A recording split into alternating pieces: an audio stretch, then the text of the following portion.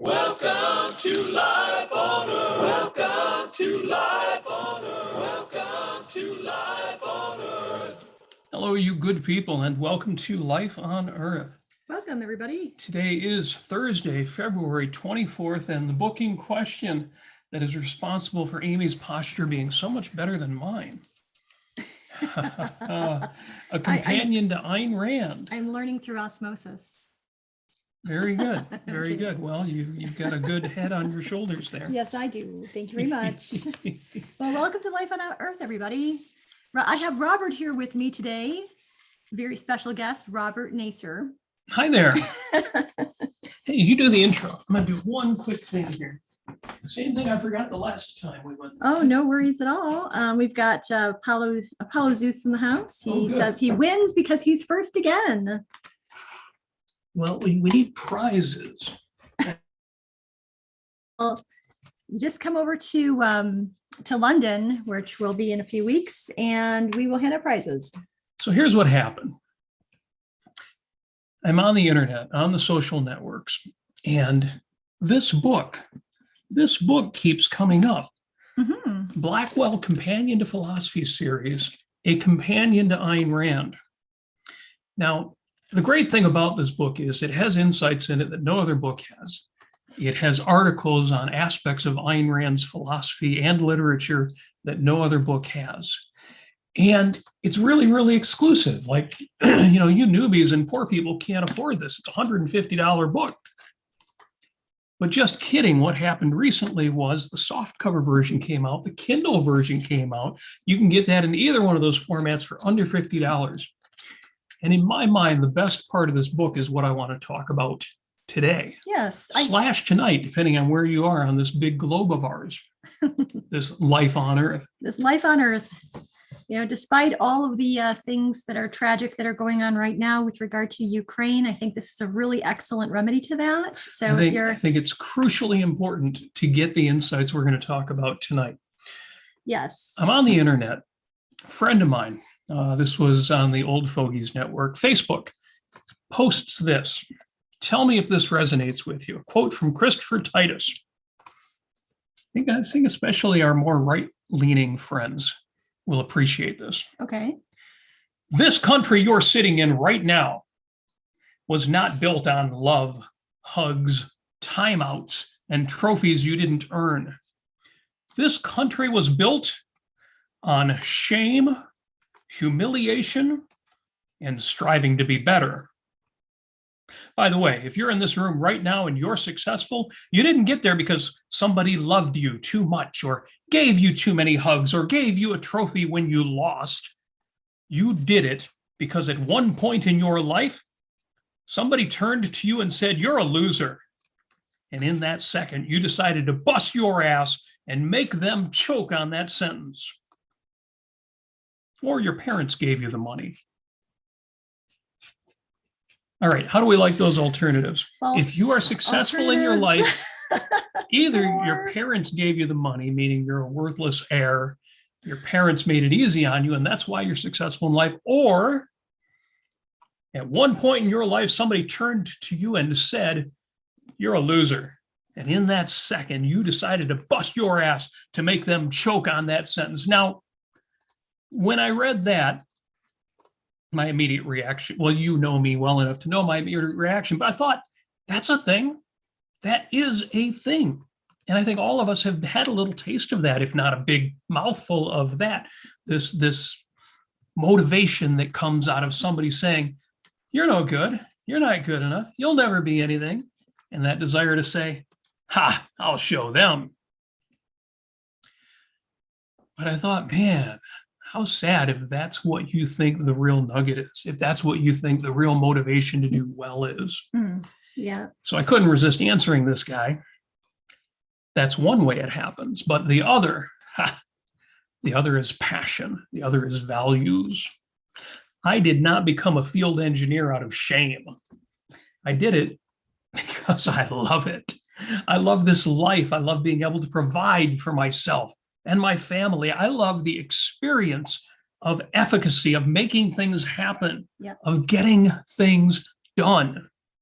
And you do that from a motivation of love, not a motivation of fear that other people aren't going to see you as being successful. Yes. That's ridiculous, Christopher Titus. I actually wrote that in my comment. I said, and make no mistake, I know the difference. I know what it's like to be motivated by shame. I've been there. I've done that. Yes, for some, that big motivation, that big push is a reaction to pressure, to mockery, to embarrassment, to shame. But for others, it's not a reaction. It is action, joy, desire, values, passion. And yes, for most of us in practice, it's some mix of the two, but one of the two is invariably primary. If I were to put that in Ayn Rand's words or John Galt's words, excuse me, I took a week off. That's what happens. You seek escape from pain. We seek the achievement of happiness. You exist for the sake of avoiding punishment. We exist for the sake of earning rewards. Threats will not make us function. Fear is not our incentive. It is not death that we wish to avoid, but life that we wish to live. Or as Quentin Linda Cordair would say, not dying is not living. Living is more than just not dying. So true. And so I turn to chapter 18 of this book, which if you don't have yet, you will order by the time we wrap up here. Chapter 18, the final chapter in the book before lengthy notes and appendices, which are also outstanding. Chapter 18, Hallmarks of Objectivism, the benevolent universe premise and the heroic view of man. What does objectivism have to offer that nobody else has to offer? There's so much good stuff that you could extract from Stoicism, for example. Read Marcus Aurelius. The wisdom in there is voluminous. What's missing there for all the heroism that can arise out of Stoicism taken with a grain of salt? Aaron Smith will tell you why you should never take it with more than a grain of salt, why you should never take it whole cloth. But the benevolence is not there. It feels like it's there because of all the efficacy that is advocated, but it's not there, not in this sense of the benevolent universe premise. Historically, well, Alan Gotthelf and Gregory Salmieri, doctors Gotthelf and Salmieri, who wrote this chapter, give a great explanation you'll want to read. And they start with a comparison to previous thinkers. They write, before we turn to Rand's benevolent universe, let us consider two passages, one from the philosopher Bertrand Russell and one from the poet A.E. Housman. The A.E. Housman, you will recognize right away if you don't know right away from the name. Mm-hmm. And how am I to face the odds of man's bedevilment and God's? I, a stranger and afraid, in a world I never made. So defeatist. And so wrong. Yes. And the Bertrand Russell quote is too long. I won't read the whole thing. Right. But well worth reading. This is not unusual. This view, this is not unusual at all. The view of Christopher Titus, that if you're going to be successful in this world, you need to be shamed. You need to experience humiliation. You need to be knocked down so that you'll get back up again. But what is unique to objectivism is this realization that the negatives in life are not a requirement for the positives in life. You don't need a criminal to earn money. You don't need somebody to not steal from you in order to be a success. You don't need somebody to not knock your house down in order to be an architect. You don't need somebody to destroy in order for you to produce. That is primary. Yes. I wrote in my 10 unpopular truths of life that even when it comes to your spiritual values, your values are not under assault every time someone else says you're wrong, even if they quote unquote insult you.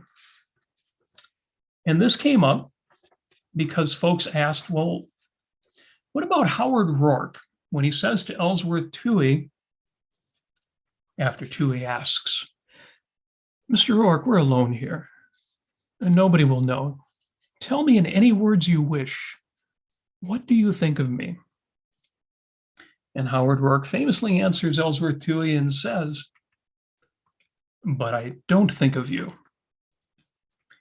And the great thing about that scene, and I think what a lot of us miss because it's such a great insult, it's such a great dig, and we've all had that feeling of, God, I wish I had said that in that kind of moment. What I think a lot of us miss is that Howard Roark means it. Right.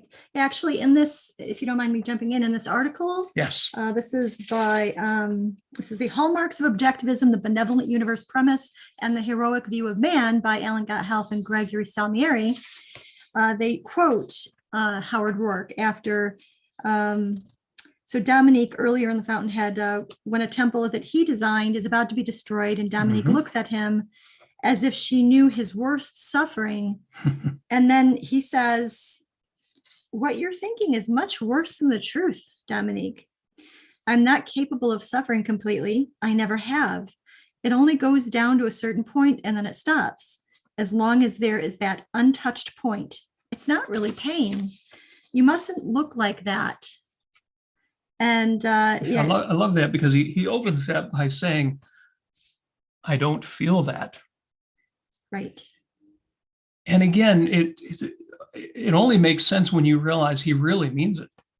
He does not experience that deep suffering, which is a dread of, this is the kind of world that is not going to let me live. This is the kind of world where I cannot succeed. This is the kind of world where I do have to think of somebody like Ellsworth Toohey. Howard Roark does not experience that. Yeah, there's a wonderful distinction that they have here with Greg and Alan writing in this article, which is really great, and everybody should read it. Really, it's such a payoff to so much that's in Objective. It's such a great integration, and it makes clear what's meant by the benevolent universe. You know, Dr. Salmieri and Gotthelf, right? That untouched spirit, that untouched point, is Roark's perspective. Not on his specific circumstances, but on the universe as such and his reaction to it. From this perspective, the facts that he designed and built the temple, those are the facts that stand out. And nothing else, in Roark's words, nothing else can seem very important above and beyond, I did this. Yeah, and so Ayn Rand wrote this to say that Howard Roark doesn't take that kind of pain, the dismantling of a beautiful architectural work that he did, as something that's metaphysical, right. but rather, and they use the word journalistic in this essay, which I think is really great. It's yes. Like the news of the day. Think about what happened in the news. Think about the news headlines, not about Ukraine. But think about what was in the headlines 2 months ago. Do you know what was in the headlines 2 months ago? Was it anything that even mattered?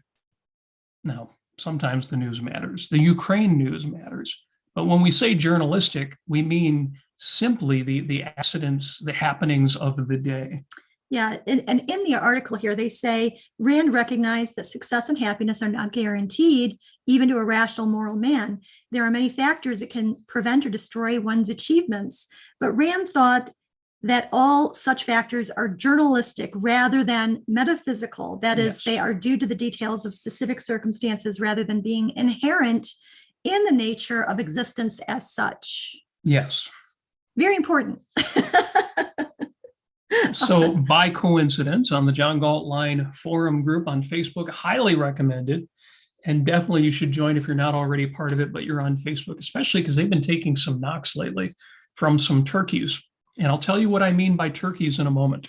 Wait, who is this again? I'm sorry. The John Galt line. Oh, right. And the good moderators of the John Galt line. Fantastic Louise moderators. and Mark and James Stevens Valiant. Yes. And yes. John the Corrector is one of the moderators as well. And Mark in a post posted a video, pretty good video of Gary Cooper as Howard Rourke, a little too old for the role, but he does a great job with it. Even though I wish they picked somebody a little younger and more vibrant, but Mark posted that scene. Tell me what you think of me, but I don't think of you. And he asked, what is Ayn Rand telling us here? And so I immediately pointed to Atlas Shrugged. Some of the best lines in Atlas Shrugged, in which our heroine says, we never had to take any of it seriously, did we? And our hero responds, no, we never had to. And this from two characters who do take the developments of the story very, very seriously. But despite this, their view of life on Earth never changes. And the moderator of the group asked, well, how can we relate this to everyday life? And that's why I come back to the expression famous in the 1960s and 70s. Maybe Sandra Boynton was more 80s. Don't let the turkeys get you down. I intentionally say turkeys because real evil does need to be fought. But in a real sense, evil is turkeys, and we'll explain why. Why do I shrug that off? Why do I say it so lightheartedly? Isn't evil a very big deal in 2022? In one way it is, but only in one way. And then Mark asks, what examples can you provide to convey when it is appropriate and is not appropriate to respond in such a manner? And first I thought of the Serenity Prayer. Mm-hmm. Grant me the wisdom. No, the wisdom's the last bit. Every time I try to think of this off the cuff, I can't remember it. God grant me the, all right, courage. Somebody posted in the chat. Courage or something? I don't know. But basically, yes. Only do what you can do. Yeah, do what you can. Don't worry about what you can't do. And you need the wisdom to know the difference. Yes. Somebody will post it in the chat. The chat is active, although we don't have any super chats yet. Somebody throw some money in there. I love to see that. We would love to see some. It doesn't go to us. It goes to the Ayn Rand Center UK. I know you'd put in more money if it was coming to us, but ARC UK deserves your support. In fact, where are we at here? Quarter after the hour. It's time for me to take just a moment to say, if you are not already a member, if you're not already a member of the Ayn Rand Center UK, first of all, why are you not hanging out with us, the cool kids? And second of all, do it. AynRandCenter.co.uk. Link will show up in the chat there, and you can sign up too. However, Apollo Zeus does remind us that a couple of months ago in the news headlines, yes, that Kim and Kanye, Kim Kardashian and Kanye West split up, and they're quite acrimonious right now. As a matter of fact, trying to get a divorce. Yeah, isn't that amazing? Oh, yay. I mean, Kanye and Kim. And he wants to be called Ye now. He wants to be called Ye now. Ye for short. Yo, yay. Because Kanye takes too long. See, obviously, there are so many things in life we don't have to take seriously. Yes. So just to wrap up that thread, Howard Rourke does not care about his enemies. But contrast that with Cyrano de Bergerac, about whom we have a new movie coming out tomorrow. Remains to be seen. They've made it a musical, and they've changed Cyrano's handicap as well. We'll see. Could be good. Great actors. Reviews are pretty good. We'll see. But contrast Howard Rourke with Cyrano de Bergerac. And I always have. I've always contrasted the two. It's interesting that Howard Rourke can go to Ellsworth Toohey or anybody else who would besmirch his good name and say, I don't think of you. I don't care about that. I've got more important fish to fry. I've got other things to do. This life, this world is not for that stuff. This life, this world is for building buildings and designing properties and romancing, wooing the woman of your dreams. As against Cyrano de Bergerac. Cyrano de Bergerac does care. Cyrano de Bergerac lives in an era and has a role as a soldier and a gentleman where he has to care and he wants to care. He does not protect his honor, his good name out of duty. It is a pleasure to him that he is able to do that so effectively. Cyrano regards upholding his good name as a matter of honor, and he lives in a world in which it does indeed matter. As a man in general, as a soldier in particular, his efficaciousness depends partly on being taken seriously. And his visage, or in the case of the new movie, his height, we'll see what they do with that, makes that an extra challenge. Fortunately, a challenge that he is more than up to the task of meeting.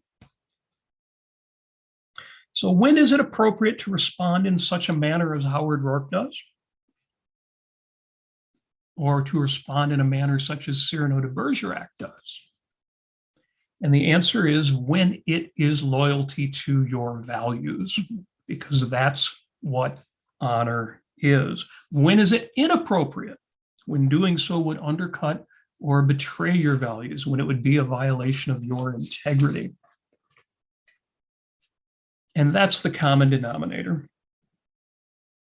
There was a post by Lisa Van Dam that I found, and this was great when she was doing the Cyrano de Bergerac section of her Read With Me app. If you have Lisa Van Dam's Read With Me app on your phone, she reads with you. She reads to you. It's like audiobooks, but it's Lisa Van Dam reading them and then later on talking about them. And she says at one point while she was doing Cyrano de Bergerac, her favorite story, she says, I just finished reading The Fountainhead with my 8th grade students. I was reminded of one of the lines from it that captivated their attention, that captivates the attention of most readers by this last reading from Cyrano de Bergerac. In The Fountainhead, Howard Roark is an architect devoted to his craft with a monomania of passion. He lives, breathes, and dreams architecture. And the opportunity to see one of his designs realized is a singular and incomparable bliss. At one point, Roark receives the commission of a lifetime. He's asked to build a temple, and he's given complete freedom over the design. He pours heart and soul into the creation of a temple to the human spirit. And it is the real life incarnation of his principles, not just of architecture, but of life. For reasons too complicated and insidious to explain here, Roark is sued for a breach of contract, unjustly convicted, and forced to pay for the disfiguring renovations on his own beloved design. And this brings us to the line in question. When one of the other characters looks at him with intense sympathy for his suffering, he says, as Amy pointed out, "You're wrong. I don't feel that. I'm not capable of suffering completely. I never have. It goes down to a certain point, and then it stops. As long as there is that untouched point, it's not really pain." And then Lisa goes on, that untouched point is the serenity of his own soul, his confidence in his own character, his knowledge that whatever trials and setbacks he faces, he is always right with himself. For Cyrano too, and this is why I had to read this section here, she makes this connection. For Cyrano too, the pain of circumstances only goes down to a certain point, and that is why he is called upon by Carbon to breathe life back into the demoralized cadets. They are besieged, starving, miserable, facing death, but Cyrano can face it all with a serene smile. He can suffer, can even die in peace, if he is at peace with himself. And then she quotes the play. "Let me die so, under some rosy golden sunset, saying a good thing for a good cause, by the sword, the point of honor, by the hand of one worthy to be my foeman, let me fall, steel in my heart and laughter on my lips." There is this basic similarity in these characters, but there is also a basic difference in the universes created by Random Rostand. It's a great post by Lisa. I'll post a link to that for y'all to read. Thank you, Lisa Van Dam. And it's so interesting to see that connection, because I've always drawn the contrast between Howard Roark again, who doesn't have much concern for his good name. All he cares about is his work done his way, as against Cyrano de Bergerac, who is, and in this context has to be, concerned about his honor. But these are both men who are right for their world, and they know it. So back to the benevolent universe premise and the appropriate perspective about the universe and your relation to the universe. Yes. And your nature and the nature of the universe. and that really is the point. And that's why we're talking about Yes. these men's understanding of their relationship to life. Yes. Yes. So I'd like to just go ahead and read a little bit more about from this article here. There's the scene when Dagny and John Galt are in the Taggart Tunnel. Woohoo! With some steamy relationshipness going on there.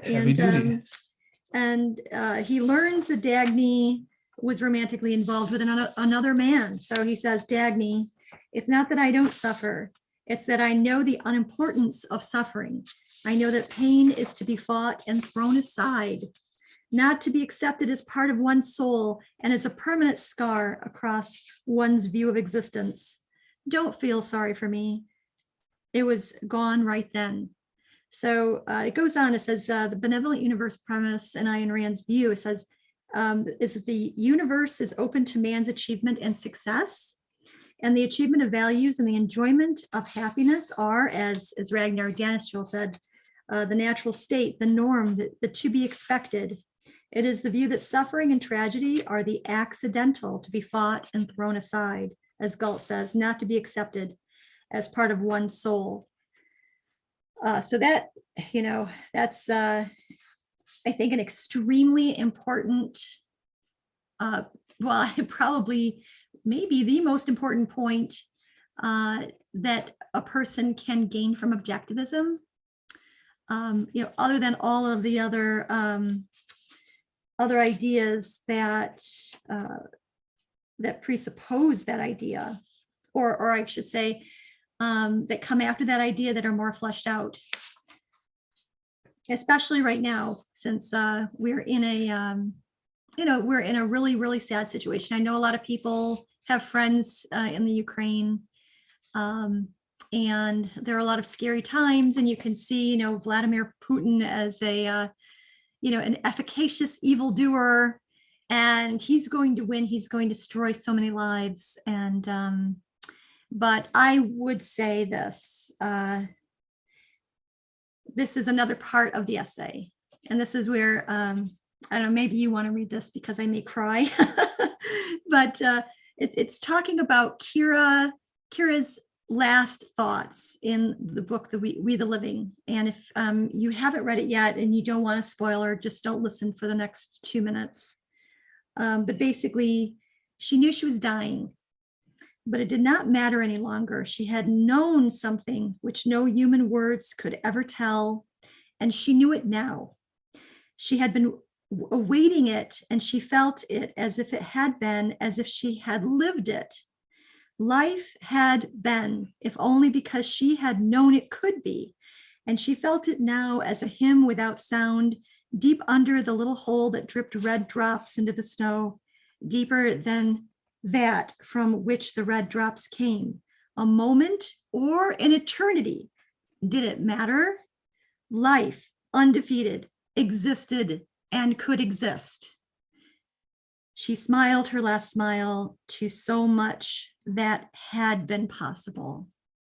So I find that perspective in the benevolent universe premise very, very instructive for me, especially when dealing with very sad situations, whether that's a death of a loved one or some political conflict that might actually affect you personally, affect the people that you value. So I have to read a definition of benevolent universe premise. Yes. And I'll take it from OPAR, Objectivism, the Philosophy of Ayn Rand. Good source. But I'm actually going to skip forward a bit before I read the definition or the description, because this relates to what you just read. Leonard Peikoff writes, like any conscious creature, a man on the benevolent universe premise is well acquainted with pain. His insignia, however, is his refusal to take pain seriously his refusal to grant it metaphysical significance. To him, pleasure is a revelation of reality, the reality where life is possible. But pain is merely a stimulus to corrective action and to the question such action presupposes. And the question is not, what's the use, but what can I do? Yes. And with that, I would like to just interject and say you can do a lot. You can, in terms of Ukraine, you can send money to those people there. I know that there's ways to do that. I'm not ready with a link for you yet, but more importantly, I think of the quote from Atlas Shrugged: "Do not lose your knowledge that man's proper estate is an upright posture, an intransigent mind, and a step that travels unlimited roads." You know what? And that goes for the people in the Ukraine as well. Don't lose sight of the fact that there are people there who are competent in what they're doing, competent in defending themselves. They're efficacious. And to the extent that they do, and to the extent that they have that moral fire that they need to get through this, they will have victory. Yes. In the words of Winston Churchill, never, never, ever, ever, ever, ever give up. Leonard Peikoff writes, Ayn Rand, advocating as she does an objective approach to ethics, holds that pleasure is moral. Happiness, therefore, is not only possible, but more. It is the normal condition of man. Ayn Rand calls this conclusion, which is essential to the objectivist worldview, the benevolent universe premise. Benevolence in this context is not a synonym for kindness. It does not mean that the universe cares about man or wishes to help him out. The universe has no desires. It simply is. Man must care about and adapt to it, not the other way around. If he does adapt to it, however, then the universe is benevolent in another sense, auspicious to human life. If a man does recognize and adhere to reality, then he can achieve his values in reality. He can, and other things being equal, he will. For the moral man, failures, though possible, are the exception to the rule. The rule is success, the state of consciousness to be fought for and expected is happiness. Brings to mind the closing of the speech he gave on certainty and happiness. He quotes Spinoza, all things excellent are as difficult as they are rare. And then he says, but Ayn Rand's unique perspective is to achieve happiness so far from being extraordinarily difficult is the easiest thing in the world. All you have to do is live. And then he says, to achieve certainty is so far from being extraordinarily difficult is the easiest thing in the world, for all you have to do is think. Yeah. Yes. And I'm just going to, just one more, just bear with me. I just have one more quote to read from this article by Alan Gothelf and Greg Salmieri. This is late in the novel with Dominique finally understanding that she has accepted the malevolent universe premise, and now she's coming out of that. She's realizing that that the world, that the universe is auspicious to human life, to her life, and she says, "I have never been able to enjoy it before. The sight of the earth. It's such a great background, but it has no meaning except as a background. And I thought of those who owned it. And then it hurt me too much. I can love it now. They don't own it. They own nothing. They've never won. I have seen the life of Gail Winan, and now I know one cannot hate the earth in their name. The earth is beautiful, and it is a background, but not theirs." Yes. One of the sources of my ongoing optimism is the benevolent universe premise, and not, again, the idea that the universe is benevolent, but simply that reason is efficacious. Yes. That it is possible to live. Not that there are any guarantees in any given context, but that if you do the right things happen. And as I've pointed out time and again, this happens to you, and I mean right now, you listening, you the listener, every day, all day, every footstep, every motion you make, and just about every exchange you have with any other person is reasonable and successful and taken for granted. We learn to walk, and we never for a moment are grateful for our ability to take a step without falling over, or to get dressed, or brush our teeth, or speak English, or cook food, or get a job and make things happen and get things done and earn money and find a place to live, or buy a house, or drive a car. Any of 100,000 things that you do. Of course, the exceptions stand out. When somebody does the wrong thing, when somebody slights you, when somebody violates your rights. And that happens, but that is the exception to the rule.